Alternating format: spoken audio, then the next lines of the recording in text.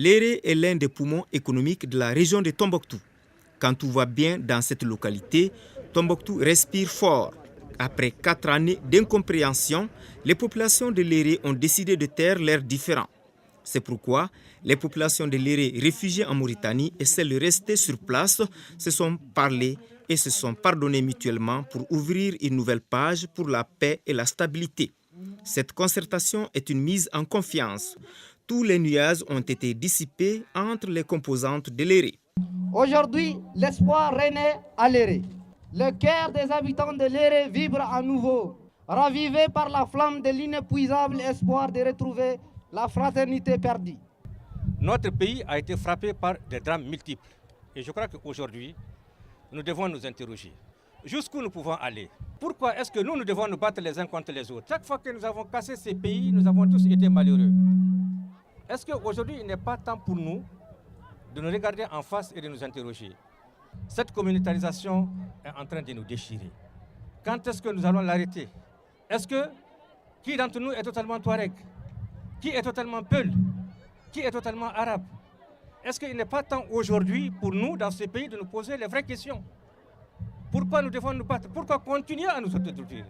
Cette rencontre a été une occasion pour les différentes parties de s'engager résolument dans le processus de paix enclenché au Mali depuis la signature de l'accord pour la paix et la réconciliation issu du processus d'Alger.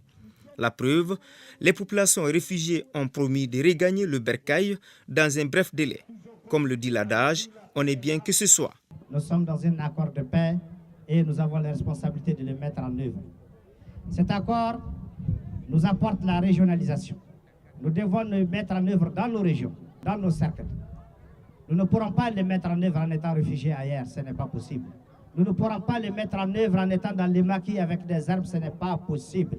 Nous ne pourrons mettre en œuvre l'accord que lorsque nous sommes de retour chez nous, au Mali, à Tombouctou, à Gao, à Léré et partout ailleurs. Pour le retour de nos compatriotes réfugiés dans les pays voisins, le ministre de la Réconciliation nationale rassure que le gouvernement et ses partenaires ont pris des dispositions particulières. Le fait que ces réfugiés viennent dire qu'ils adhèrent à l'accord de paix et qu'ils veulent sa mise en œuvre, le fait aussi qu'ils reconnaissent qu'ils sont des Maliens et que le Mali leur manque, c'est leur pays, le fait aussi qu'ils viennent visiter leurs maisons qui ont malheureusement été complètement déchouquées, le gouvernement mettra le paquet avec ses partenaires pour qu'il y ait de l'eau, de l'électricité et aussi une intervention d'urgence pour aider les revenants. Cerise sur le gâteau, les 2 maires de Bassikounous et de Fassala en Mauritanie, présents à la cérémonie, ont réitéré le soutien du peuple mauritanien au processus de paix